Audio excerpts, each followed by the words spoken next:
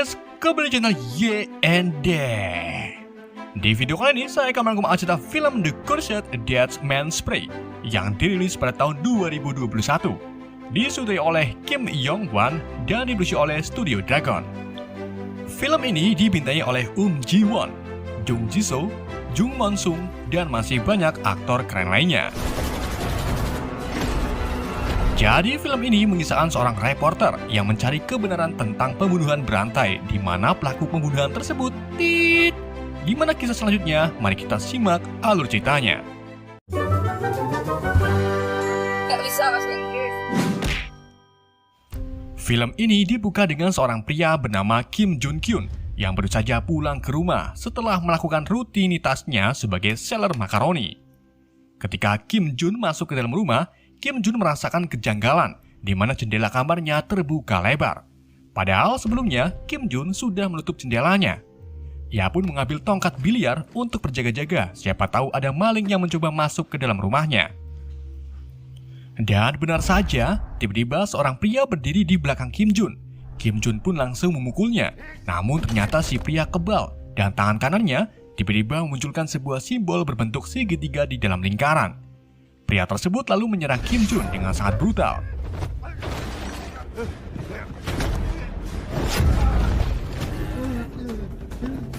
Kim Jun kemudian mencoba memanggil polisi, namun sayangnya saat tersambung ke polisi, Kim Jun langsung dibunuh dengan cara digigit di bagian lehernya dan meninggalkan bekas luka yang mengerikan.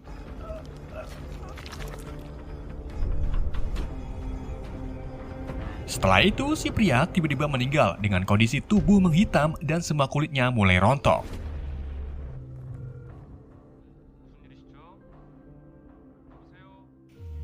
Tiga jam gak tahu kemudian, mayat Kim Jun-kyun dan si pria ditemukan oleh polisi. Anggota kepolisian kemudian menganalisa tentang kasus kematian Kim Jun, di mana dari hasil otopsinya, Kim Jun terkena cairan karang paralitik, yaitu sebuah zat yang bisa membuat kulit melepuh hingga berujung kematian.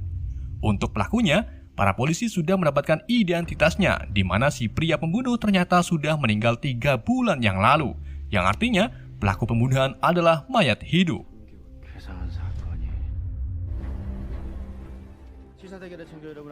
Pagi harinya, sebuah stasiun radio sedang mengadakan sesi tanya-jawab kepada seorang penulis buku sekaligus ketua dari tim penyelidik swasta, bernama Im Jin-hee.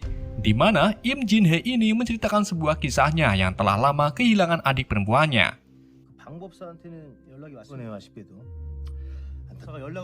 Di saat si penyiar membuka sesi tanya jawab kepada pendengar, tiba-tiba seorang pria misterius menelepon lalu mengaku sebagai pelaku di balik kasus pembunuhan Kim Jun-kyun, serta dirinya lah yang membangkitkan mayat. Pria misterius tersebut lalu meminta Im Jin-hee untuk mewawancarinya nanti besok. Sebelum mematikan teleponnya, si pria memberikan sebuah alamat yang akan dijadikan tempat untuk sesi wawancara.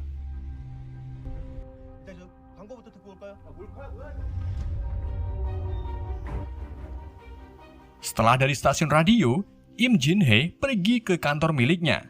Dan pada hari itu juga ada seorang wanita bernama Jessie yang baru saja mendaftar di kantor Im.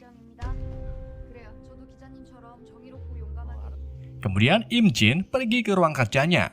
Rekan Im bernama Kim Pil-sung lalu memberikan sebuah berkas tentang kasus pembunuhan Kim Jun-kyun. Di berkas tersebut, Im Jin-hee menemukan sebuah kode di baju mayat hidup. Ia pun meminta Kim Pil untuk mencari tahu tentang kode tersebut.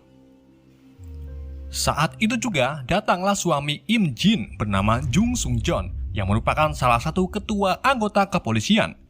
Kedatangan Jung sini yaitu untuk melarang Im Jin agar tak melakukan wawancaranya dengan pria misterius. Namun Im Jin tetap bersikeras untuk melakukan wawancaranya, karena jika pria misterius benar-benar pelakunya, maka pihak polisi bisa langsung menangkapnya. Jung Sung pun akhirnya setuju dan akan mengawasi Im Jin dari kejauhan. Setelah Jung Sung pergi, Kim Pil menunjukkan sebuah video yang viral di TikTok, di mana video tersebut memperlihatkan seorang gadis canayang yang sedang joget cepak-cepak jeder, dan wajah si gadis sangat mirip dengan adik perempuan Im bernama Sojin.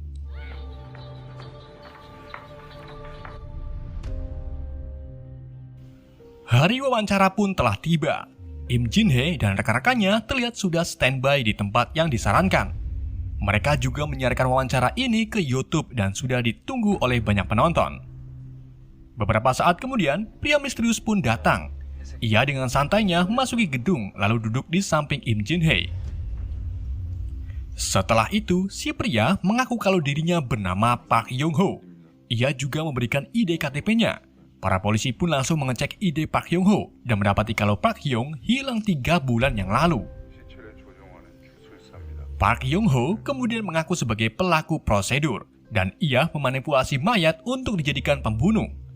Park Yong-ho juga mengatakan kalau ia akan membunuh 3 orang lagi. Dalam 2 hari ke depan, ia akan melakukan pembunuhan pertama kepada direktur perusahaan Seongil Pharmaceutical bernama Kim Min Seop. 2 harinya lagi, ia akan membunuh direktur utama di perusahaan yang sama bernama Lee Sang-in. Dan yang terakhir, ia akan membunuh ketua Seongil yaitu Byun Seong kedua. Park Yong kemudian mengatakan jika ingin menghentikan pembunuhan ini, maka ketua Byun Seong kedua harus meminta maaf kepada seluruh korban melalui sesi wawancara yang disiarkan secara langsung. Tanpa menjelaskan secara detail tentang korbannya, Park Yong-ho pun langsung menyandra Im Jin dengan sebuah pames. Para polisi pun mulai berdatangan untuk menghentikan Park Yong-ho. Sedangkan Jesse dan rekan-rekannya malah melanjutkan siaran langsung setelah melihat viewernya yang meningkat drastis. Acen. Park Yong-ho kemudian membawa Im Jin-hee ke lantai dasar. Sesampainya di lantai dasar, para polisi berhasil mengepung Park Yong-ho dan membuat Park Yong-ho tak bisa melarikan diri. Saat itu juga, tiba-tiba tangan kanan Park Yong-ho memunculkan sebuah simbol yang sama dengan mayat hidup sebelumnya.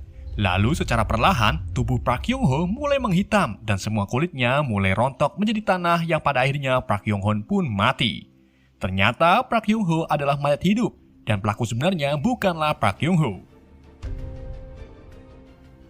Setelah kejadian tersebut, para petinggi perusahaan Seongil Pharmaceutical mulai panik bahagia setelah melihat tayangan Park Yong-ho. Salah satunya Kim Min Seop yang merupakan orang pertama incaran Park Yong-ho. Kim Min Seop lalu minta Lee Sang untuk memberitahu ketua agar ketua perusahaan segera meminta maaf kepada para korban. Namun anak dari ketua Byun Seong bernama Byun Mi menolak permintaan Lee Sang karena jika ayahnya meminta maaf di muka umum, maka penghasilan perusahaan akan menurun drastis. Disinilah terungkap kalau para korban atau mayat-mayat yang hidup kembali berasal dari uji coba senjata biologi yang dibuat oleh perusahaan mereka, di mana senjata biologi tersebut terbuat dari racun karang paratik yang nantinya akan diserahkan ke pembeli yang tidak boleh disebutkan. Setelah rapat selesai, Jung Sung dan rekannya menemui Byun Mi serta Lee Sang untuk meminta keterangan tentang kasus Park Yong-ho, di mana Park Yong-ho ini ternyata pernah bekerja di perusahaan mereka. Byun Mi kemudian mengatakan kalau 4 bulan yang lalu Park Yong-ho sudah tidak lagi bekerja di perusahaan Seongil. Untuk mengetahui kasus ini, Byun Mi berpura-pura akan mengusut sendiri tentang riwayat Park Yong-ho selama bekerja di sini.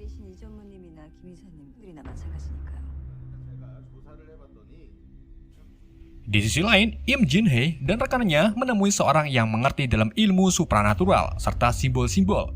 Seseorang tersebut bernama Tak Jun-hon. Tak Jun-hon kemudian menerangkan tentang simbol yang ada di tangan mayat pembunuh, di mana mayat-mayat tersebut ternyata ada yang mengendalikan. Dan di dalam dunia supranatural, hal ini adalah bagian dari ilmu santet yang berasal dari Indonesia. Tak Jun-hon lalu mengungkapkan bahwa yang bisa menggunakan ilmu ini hanyalah dukun santet dari Indonesia.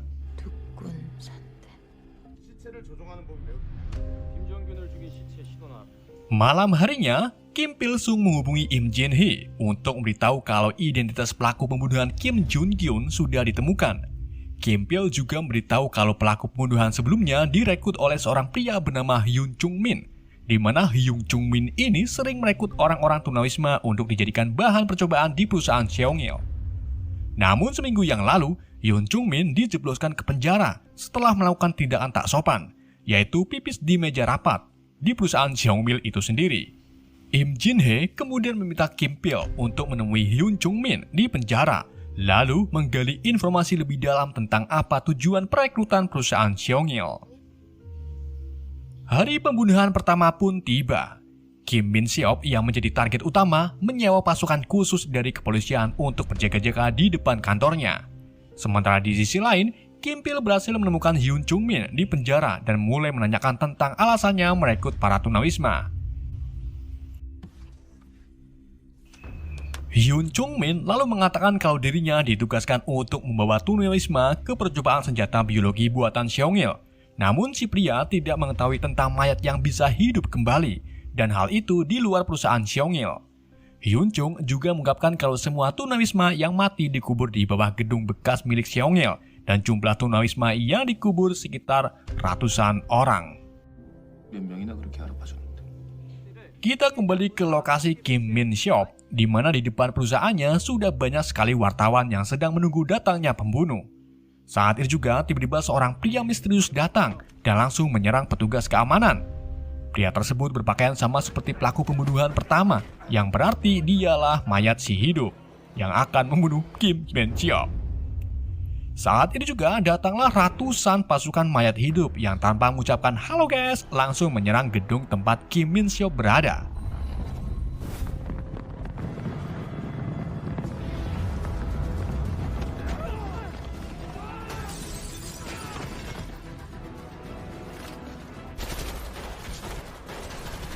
Jung Sung yang juga mulai panik bahagia langsung membawa Kim Min Seop serta Lee Sang untuk pergi ke arah belakang.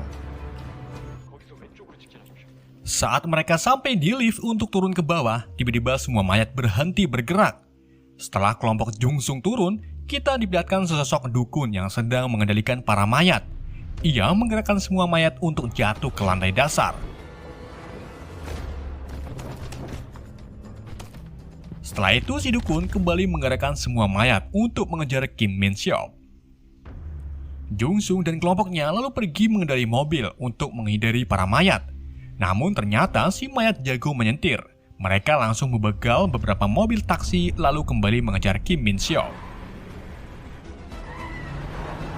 Melihat kejadian langka seperti ini, Im Jin pun langsung mengejar para mayat sambil siaran langsung di YouTube.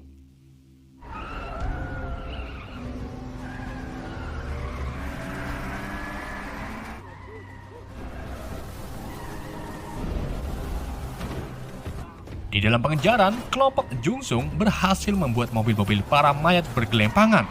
Akan tetapi hal tersebut tak membuat para mayat putus asa. Mereka kembali mengejar Kim Min Seop dengan berlari. Karena para mayat susah untuk dihentikan, Jung Sung pun memberhentikan mobilnya dan membiarkan Kim Min Seop dibunuh oleh para mayat.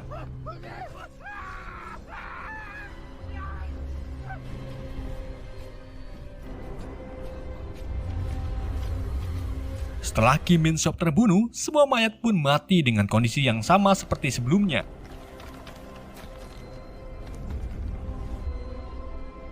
Sedangkan Jung Sung terlihat terkena racun dari para mayat yang membuat kulitnya mulai melepuh.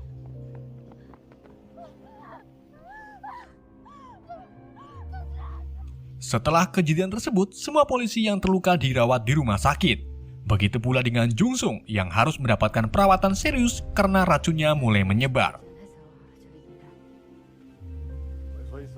Malam harinya, Lee Sang yang merupakan target kedua pun menemui atasannya yaitu Byun Seong kedua, di mana Lee Sang ini meminta Byun Seong untuk meminta maaf kepada semua korban percobaan.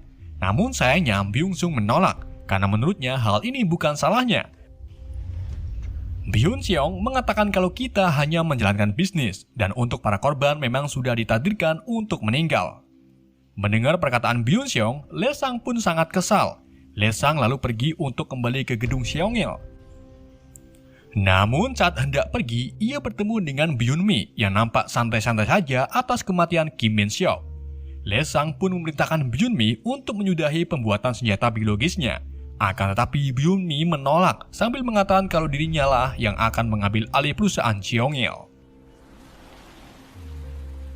Di sisi lain, Im Jin Hae, Kim Pil, dan beberapa polisi lainnya mendiskusikan tentang luka yang diderita Sung Jung kepada Tak Jung Hoon.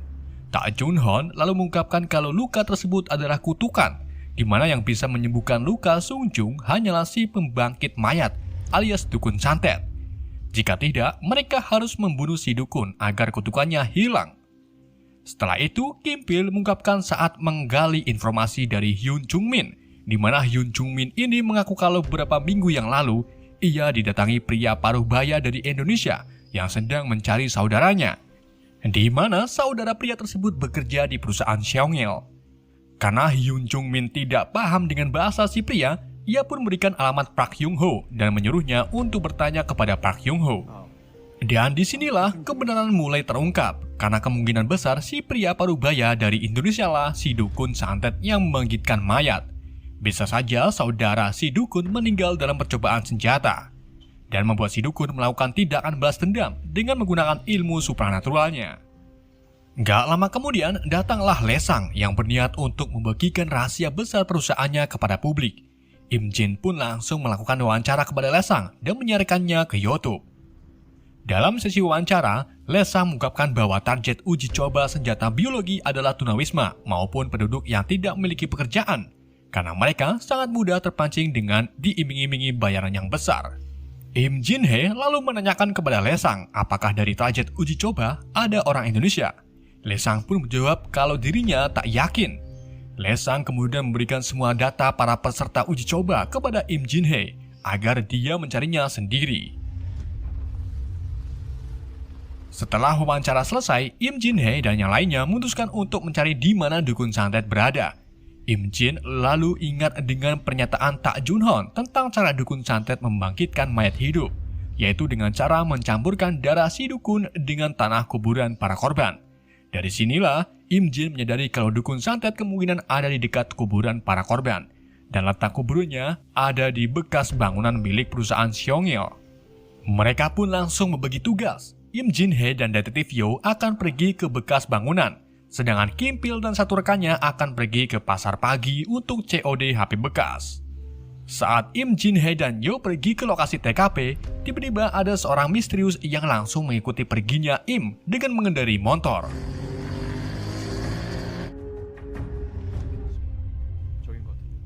Tidak singkat cerita, Im Jin Hee dan Yo akhirnya sampai di gedung bekas milik Seongil. Saat masuk ke dalam, keduanya menemukan sebuah karya seni yang berbentuk simbol di sebuah lorong. Mereka juga menemukan tulisan di lantai yang bertuliskan Takde alias Longko. Setelah itu, Im Jin Hee dan Yo menyusuri ruangan.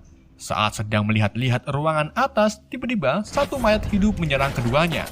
Detektif Yo pun langsung menembakinya dan berhasil membunuh si mayat setelah memutuskan tangan yang memiliki simbol.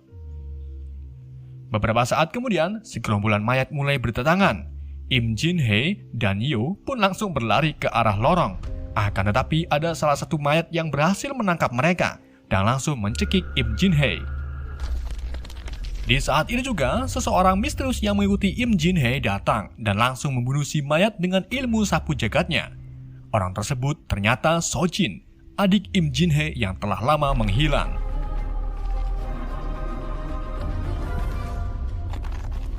So Jin lalu membawa Im Jin Hee dan Yo ke dalam ruangan. Di dalam ruangan tersebut, So Jin melukis sebuah simbol di lantai, di mana simbol tersebut bertujuan untuk menangkal para mayat agar tak bisa dilihat. So Jin kemudian menyeret kakaknya ke dalam simbol, sementara detektif Yo memilih untuk bermain petak umpet dengan para mayat. Keberadaan detektif Yo akhirnya diketahui oleh para mayat. So Jin pun memutuskan untuk melawan para mayat dengan jurus kungfunya. So Jin dengan mudahnya membunuh semua mayat dengan cara menyerang di bagian tangan mereka. Setelah kejadian tersebut, So Jin bercerita kepada Im Jin Hee tentang alasannya pergi tanpa pamitan. So Jin mengatakan kalau dirinya sering kesurupan dan roh-roh yang ada di dalamnya sangat susah untuk dihilangkan. So Jin kemudian pergi ke Jepang untuk melakukan ritual mengusir roh dengan joget-joget cepak-cepak jeder. Namun hal itu tak berhasil. So Jin pun berpindah ke tempat lain, yaitu di Cina. Di Cina, So Jin dibimbing oleh seorang suhu yang mengajarinya cara mengendalikan roh-roh jahat. So Jin juga diberi sebuah karpu, di mana karpu tersebut untuk melindungi So Jin dari gangguan roh-roh jahat jika suatu saat So Jin dirasuki kembali oleh roh-roh tersebut. Dan alasan So Jin kembali yaitu karena dirinya melihat Im Jin Hee dalam bahaya, serta melihat Im Jin Hee hampir terbunuh oleh mayat hidup. Kemudian Yo menghampiri Im untuk memberitahunya kalau direktur utama Lesang ditemukan meninggal akibat bunuh diri. Beberapa saat kemudian, tiba-tiba rekan Im Jin menelpon untuk mengabarkan kalau ketua Byun Seong kedua mau melakukan wawancara untuk mengucapkan permintaan maafnya kepada para korban. Mungkin saja Byun Seong takut mati setelah kedua direkturnya sudah tak ada. Sebelum Im Jin Hae pergi untuk melakukan wawancara, So Jin memberitahu Im bahwa dirinya akan membantu tim penyelidik untuk mencari dukun santet. In pun mengizinkannya dan berpesan untuk selalu berhati-hati. Di sisi lain, Kim Pil dan rekannya yang sudah mendapatkan HP bekas kini mulai menjalankan tugasnya kembali. Mereka mencari data orang Indonesia yang terselip di ratusan data para korban. Sementara So Jin dan tim penyelidik mengecek simbol seni karya yang bertuliskan tidak ada. Di saat So Jin menghapus tulisannya, tiba-tiba simbol di tembok menghilang dan berubah menjadi lorong menuju ke sebuah ruangan. Mereka pun mengikuti lorong tersebut dan menemukan ruangan penuh dengan simbol-simbol aneh. Di sisi lain, Im Jin Hae mulai merekam permintaan maaf dari ketua Byun Seong. Namun setelah mengucapkan permintaan maaf, Byun Seong langsung menyeruput kopi yang menandakan permintaan maaf Byun Seong hanyalah palsu belaka. Im Jin pun marah dan meminta Byun Seong untuk mengulanginya lagi. Tetapi hal itu dibantah oleh Byun Mi yang malah menuduh Im Jin pemaksaan. Daripada masalah semakin panjang, Byun Seong pun akhirnya mau untuk mengulanginya lagi. Di saat itu juga, Kim Pil menemukan salah satu data korban, di mana data tersebut ternyata Jessie, yang berarti selama ini Jessie adalah mayat hidup. Kim Pil pun langsung WA Im Jin Hae untuk memberitahu kalau Jessie adalah mayat hidup.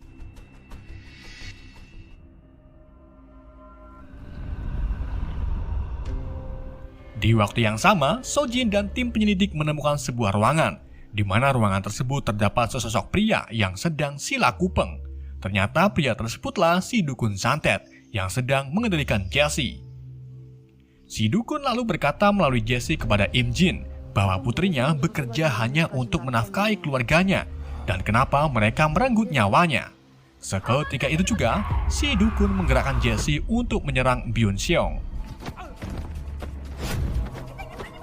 Tanpa pikir panjang, Byun Seong pun langsung kabur bersama anaknya. Sedangkan So Jin mencoba menghadapi si dukun setelah kelompoknya terkena ulti dari dukun. Dengan sekuat tenaga, So Jin akhirnya berhasil memegang kepala si dukun untuk menghentikan perbuatannya. Sementara Jessie masih terus mengejar Byun Seong dan berhasil memojokkannya. Saat Jessie akan menyentuh Byun Seong, So Jin lebih dulu menghentikan kekuatan si dukun, membuat tubuh Jessie secara perlahan mulai rontok serta menghitam. So Jin lalu memberikan sebuah boneka perempuan yang ada di sampingnya kepada si dukun. Si dukun pun menangis, setelah itu ia pun rebahan. Sedangkan Byun Min secara diam-diam mengambil jari Jessie, lalu menaburkannya secairan beracun. Kemudian ia menggorekannya ke wajah ayahnya, membuat wajah sang ayah mulai melepuh kemudian meninggal. Saat Im Jin dan kelompoknya datang, Byun Min langsung berpura-pura menangis agar terlihat ayahnya dibunuh oleh Jessie. Padahal dirinya lah yang membunuh ayahnya sendiri. Im Jin Hae kemudian mengungkapkan kebenaran, di mana Im Jin In ini ternyata sudah memasangkan alat perekam di jas milik Byun Seong, yang artinya Im Jin mendengar saat Byun Min membunuh ayahnya. Byun Min pun langsung ditangkap untuk dipenjara. Setelah kejadian tersebut, So Jin dan Im Jin Hae bertemu di rumah sakit. So Jin lalu mengungkapkan kalau si dukun termasuk korban, dan dia menggunakan ilmu terakhirnya untuk melakukan balas dendam. Sebelum dukun rebahan, So Jin melihat penglihatan tentang si dukun, di mana dukun tersebut sedang bersama anak perempuannya yang masih kecil. Si dukun lalu mengatakan kepada So Jin, "Jangan sampai iblis menjadi temanmu, karena mereka bisa mengambil orang yang kita sayangi." Setelah itu, keduanya masuki ruangan Sung Jung, dirawat. Kini Sung Jung terlihat terwaras, dan luka melupuhnya sudah hilang. Film pun berakhir. Oke, di sini saya agak bingung dengan tujuan si dukun, di mana pada saat bertanya ke Hyun Chung Min, ia mengatakan kalau dirinya sedang mencari saudaranya. Namun saat si dukun berbicara melalui Jessie, si dukun mengatakan tentang putrinya hanya bekerja untuk menafkahi keluarganya. Dan lebih bingungnya lagi, Sojin mengatakan kalau si dukun termasuk korban. Mungkin film ini masih ada kelanjutannya, dan di film terbarunya nanti akan mengungkapkan fakta tentang dukun santet tersebut. Oke, di adegan pasca kredit film ini, kita diperlihatkan 3 bulan kemudian, di mana Byun-mi ini terbebas dari tuntutannya setelah melakukan beberapa kali pengajuan. Lalu Im Jin-hye dan Sojin menemui Byun-mi untuk menindaklanjuti secara pribadi dengan cara menyita barang bukti milik Byun-mi yang masih belum jelas alasannya. Kemudian di akhir kredit, kita diperlihatkan dengan seorang pria bernama Cheon Jo-bong sedang mengantri mengambil gajinya sebagai pekerja serabutan. Pada malam harinya, Cheon Jo pulang ke gubuknya. Namun di samping rumah, ia melihat seorang pria sedang menggambar sebuah simbol di atas tanah. Cheon lalu menyebut pria tersebut sebagai... Oke, itulah cerita film The Cursed Dead Man's Prey. Semoga kalian terhibur dengan alur cerita yang saya bawakan. Pesan yang tidak bisa kita ambil dari ini, jangan pernah ada yang ada. Yang ada juga pasti ada. Pasti ya itulah. Sekian dari saya. Wassalamualaikum warahmatullahi wabarakatuh.